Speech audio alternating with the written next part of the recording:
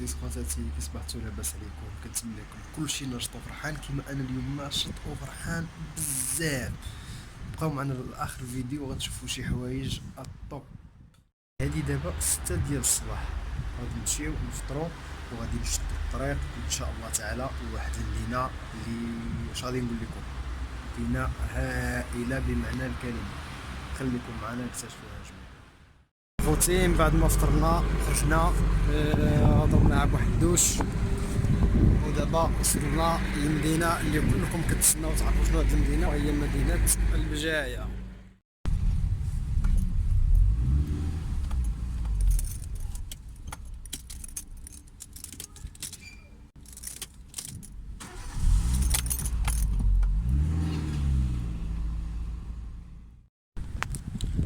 ها واحد القرد مسكين شارف ومسالي مع راساتو. عندي ما ندير لك، ما جبت لك مثلا ما يسحبليش غادي نلقاك هنا.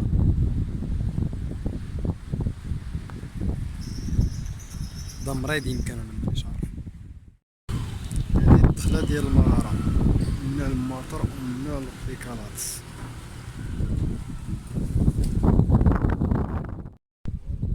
الخوت اش غادي نقول لكم صراحه، في هاد البلاصه كل حاجه هي زوينه. الحاجه اللي ما استطاعش زوينه اللي ما درتهاش صافي هو انه الجو ماشي ديال التصوير اليوم، والجو فيه الريح بزاف. واش غادي نقول لكم، يمكن بقى فيا الحال بزاف علاش انني جيت في هاد الوقيته هادي لهاد البلاصه هادي. يمكن اجمل بلاصه في الجزائر كما كيسموها. هاد المنطقه هادي سميتها كوب كاربون، مدينه بجايه الجزائر. انا غادي نقلب لكم الكاميرا باش غادي تشوفوا كاع المنطقه مزيان.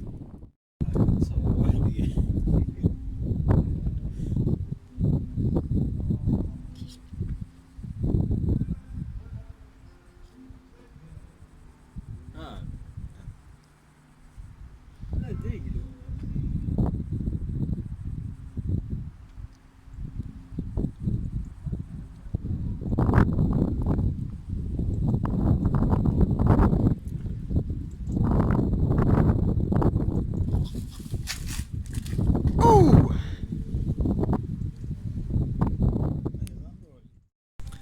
الخوت كما كتشوفوا قلت لكم احسن بلاصه واجمل بلاصه انا بعدا لحد الان شفتها كاينه في الجزائر.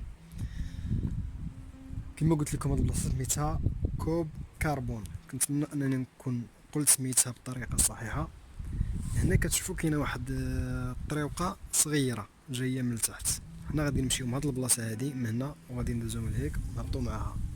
بصح قبل هادشي غادي نضربو دورة لهاديك الاماكن اللي كاين ليه ديك المناره.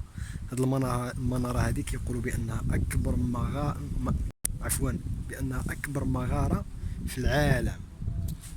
مع الطريق هادي هنا الصغيره هادي غادي نمشيو ونخرجوا لواحد الشاطئ اللي هو زوين بزاف ونقي بزاف اللي سميتو زيكواط. احنا خلص في البلاصه هادي شويه ما كاش الريح لان راه مدرق علينا هاد الجبل هذا اللي هنا. هنا فين غادي نهضروا شويه على هاد البلاصه هادي مزيان. قلنا هاد البلاصه هادي سميتها كوب كاربون، موجوده في مدينه بجايه، قريبه على السونتر ديال المدينه بواحد 8 كيلو هكذا تقريبا. المهم انا قلت لكم انصدمت من جمال هاد المنطقه هادي، يعني سبحان الله العظيم. يعني التعبير ديالي عجز انه يوصف هاد المنطقه هادي وهاد البلاصه هادي. وفي هاد اللحظه اللي انا كنهضر معكم شوفوا شنو اللي جا لحدايا هنا. الصراحه فيه الجوع، وللاسف انا ما كنتش عارف بان كاين القروده هنا وكاين باش نجيبوا لهم الماكله ونتصوروا معاهم حتى حنا نيت. بصح دابا حنا كنتصوروا معاهم بلا ماكله بلا حتى حاجه، يعني كنديروا شي حاجه اللي ما كنخلصوش عليها للاسف. اسمح لي انا ما جبت لك لا ماكله، ما عارف كاين هنا ما حتى حاجه، وحتى هو عرف بلي ما كاين والو قلب راسو لهيه. الخوت كما قلت لكم احنا موجودين في مدينه بجايه. مدينه بجايه كتبعد على العاصمه الجزائريه ب 250 كيلومتر. في الشمال ديال المدينه، المناطق اللي كيحدوها الشمال ديال المدينه ديالها كاين البحر الابيض المتوسط. في الشرق ديالها كاين ولايه جيجل. الجنوب الشرقي كنظن كاينه ولايه سطيف. اما من الغرب ديالها كتحدها ولايه البويره. الجنوب الغربي ديالها ولايه برج بوعريرج. الشمال الغربي، ولاية تيزي وزو. نتمنى المعلومات اللي عطيتكم تكون كلها صحيحه وما تكونش شي حاجه فيها اللي هي غلطه. وانا دائما فوق ما كتكون شي حاجه انني بالك انا متيقن من المعلومه، بصح ماشي بعيد انها تكون معلومه جديده اللي كتصحح المعلومه اللي عندي انا. كنتمنى انكم توضعوها في التعليق لتحت واجيو نكتشفوا هذه المنطقه. وبالمناسبه هذه المنطقه هذه اللي هي ما ديالش حتى كتكون بالغه بزاف، لان انا هذه المنطقه هذه شبهتها للمناطق ديال الاطلس في المغرب. نفس الشيء كان عيان نتخيل روحي بانني انا كاين في الجزائر، بصح كتمشي الذاكره ديالي بانني كاين في الاطلس. ودابا غادي تشوفوا واحد الديكور سبحان.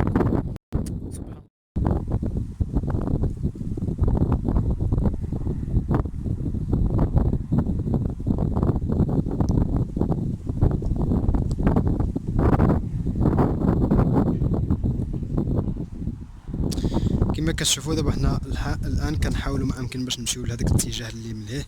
نتمناو من الله تعالى انه ما تكونش شي حاجه اللي كتعيقنا ولا تكون شي حاجه اللي هي ممنوعه، لان كنشوفوا العسكر ما عرفتش.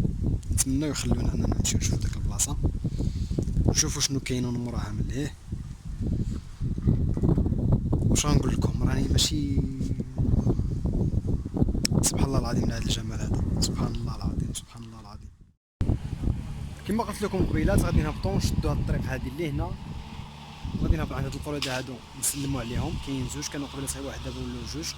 هنا كاين شي لاراف ديال العسكر يمكن طالعه ولا مش عارف. ها هي غتبان لكم دابا، ها هي فين هي، ما عرفناش شنو باغيين يديروا هنا ولا غير رايحين. المهم على كل حال المنطقه هذه محميه، واخا تشوفوا الغابه هكذا ويجي واحد يجي يتسالى مع راساتو ما كاش اللي يهضروا ما كاش اللي يقولوا شنو كاين. وغادي نمشيو مع واحد الطريقه راه هي فين كتشوفوها، غادي نمشيو معاها ونمشيو لواحد الشاطئ اللي سميتو زيكواط او زيقواط. المهم غادي نمشيو نكتشفوا حتى هو نيت.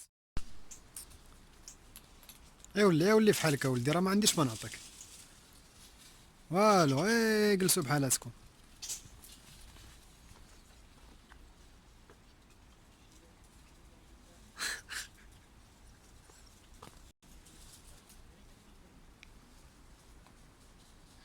شوفوا القردة شنو كيديروا، ها واحد.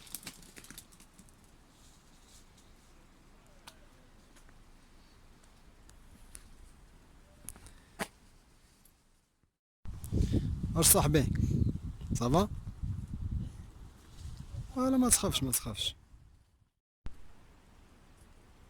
شوف كاميرا كي شوفتي اش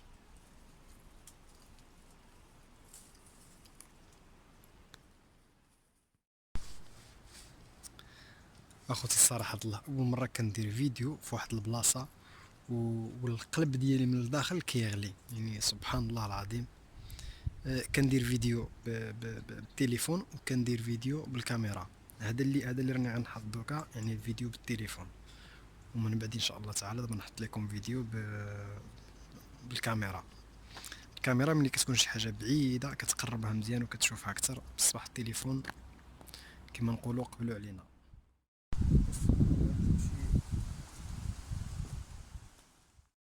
الخوت كاين شويه دري ما عرف الصوت يوصلكم ولا ما يوصلكمش. المهم هاد اللقطه هادي بالذات اللي هو قلبو ضعيف وما كيبغيش نعلو، شوف هاد اللقطه هادي.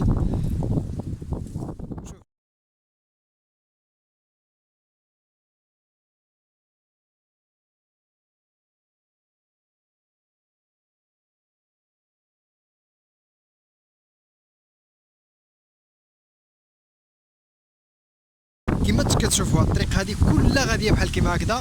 انا البلاصه اول مره كنجي ليها، يعني مور الجبل ما عرفتش عارف شنو كاين، يعني كنكتشفوا كلنا شنو كاين في الضربه. انا شي حاجه ما كنعرفش في هذه، وانما انا ماشي معكم لحظه بلحظه. كل بلاصه غايبه ما شفناش المره الاولى كنحاول نشوفها دابا. كي قطعنا دابا من ديك البلاصه هذيك اللي هي جينا هنا كاين مدرق علينا هذا الجبل هذا، يعني الصوت شويه مزيان كيوصل لكم الصوت مزيان. والحاجه اللي خلاتني انا نجي لهاد البلاصه هذه وهي انني كنتبع واحد اليوتيوبر جزائري سميتو ابراهيم الصديق. الا بغيتو تشوفوا الاساسيات ديال التصوير واحسن الفيديوهات موجودين عنده في القناه ديالو، دخلوا اليوتيوب ديروا ابراهيم الصديق يطلع لكم في القناه وتابوناو في القناه ديالو. عنده احسن الفيديوهات من احسن المناطق في الجزائر.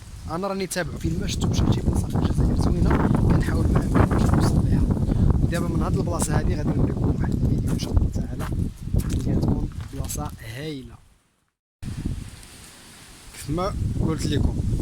وان شاء الله تعالى هذيك الفتحه اللي كتشوفوا لهيه هذيك غادي نصورها لكم بالكاميرا، ماشي من الجهه هذه، من الجهه مور هذا الجبل هذا اللي كتشوفوا كيندوروا في الدوره من هنا. غادي نصورها بالكاميرا وغادي نلقاوها ان شاء الله تعالى في الانستغرام وفي الفيسبوك. ها انتم اخوتي منا اسفل سافلين. صراحه اللي عجبني في هذه البلاصه هو هذا الجبل هذا بزاف، خادمين فيه الطريق، كاين المناره ديال العسكر الفوق. بصح المشكل ممنوع اننا ندخلوا ليه، ندوزو لهاديك البلاصه هذيك حيت كاين العسكر تما وما خلاوناش. حاولوا ما يمكن نشدوها غير في التصاور من بعيد. كما كتشوفوا دابا حنا قدام الباب ديال واحد المغاره. هاد المغاره هذه كنت شفت واحد المره جا دار واحد الفيديو، بصح دخل غير في الباب ديالها وعاود رجع. انا كانت تحسب لي صغيره، وانما انا من خلال الفيديو حسيت بيه بحال يمكن نخاف. انا غادي نحاول ما امكن ندخل ونشوف شنو كاين فيها. بصح للاسف الشديد انكم ما غادي تشوفوا والو لان كاين فيها الظلمه بزاف، وما عندي ما ندير، نحاول ما امكن نضوي المكان.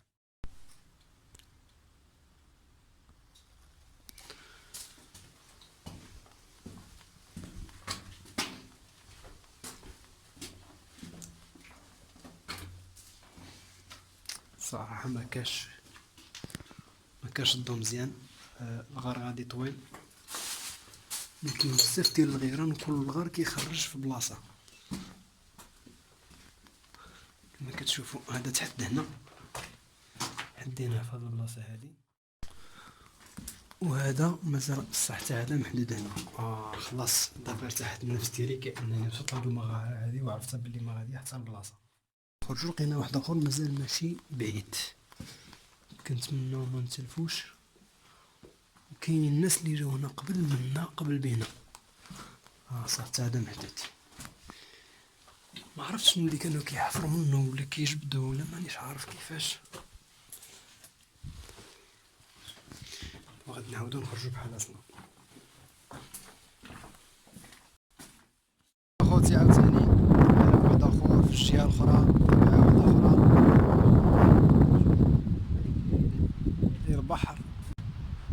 كما كتشوفوا هاد الطريقه مازال ماشي صغيره، مازال مابقاش تكمل. مازال حنا في واحد العلو اللي هو مرتفع بزاف على البحر كما راكم تشوفوا. انا غادي نقول لكم الكاميرا الجهه الاخرى باش تشوفوا العلو اللي كاين ما بيننا وبين البحر. يعني واحد البلاصه اش غنقول لكم، يعني من قلبي انا كنقول لكم بانني عجبتني بزاف بزاف بزاف. هذا رايي انا، ربما اول مره كتبهرني شي بلاصه في الجزائر بزاف. اول بلاصه اللي كنمشي لها ما كنقدرش نوصل داكشي اللي خصو يوصل على هاد البلاصه هادي. يعني سبحان الله. كيف ما قلت لكم هذا هو العلو اللي مرتفع دائما. ها هي الطريقه هذه كنمشيو معاها، كتشوف الطريق هذه مباشره لهنا، كتشوف لتحت البحر بهذا العلو هذا. وهذا اللي كتشوفوا معايا سي صاحبي، هذا جزائري من البليده، حتى هو مشى معايا للمغرب، سالينا في المغرب. هذه البلاصه هذه فيها الريح، كاين الريح بزاف. كي الدور يلقى لك الريح. وهذا الجيلالي قول المغاربه شي حاجه. اش نقول لكم المغاربه راني نحبكم بزاف بزاف. دابا اش كاين شي مغربي هنا ما حابش يتسارى معنا مزيان. ولا دور لي الكاميرا. هو يهضر على هذا، هو اللي قال لك الجزائر ما عجبتناش وما فيهاش اماكن زوينه. الحاجه اللي عجبتني بزاف في هذه البلاصه هذه، يعني واخا ما كاش ديور، ما كاش قهاوي، ما كاش بلايص فين ترتاح، وانما الا شداتك الشتا كاينه واحد البلاصه بصح زبل. علاش حنا في الدول العربيه ضروري ما خصك تمشي لشي بلاصه اللي هي سياحيه بصح تلقاها فيها زبل. وهذه رساله للناس اللي كيمشيو انهم يشوفوا بلايص لانهم يمشيو يتساراو بصح كيمشيو يخليو الزبل ديالهم ويمشيو. هذا الميساج ليهم باش ان كل واحد ينقي بلاصتو. ما نقولوش كاينه بلديه كدير خدمتها، وانما كل واحد ينقي بلاصتو وتبقى البلاصه نقيه. انا طلعت على واحد الجمال، واحد الديكور، واحد الطبيعه اللي هي سبحان الله. كل ما كتطلع على حاجه كتنسيك في اللي قبلها.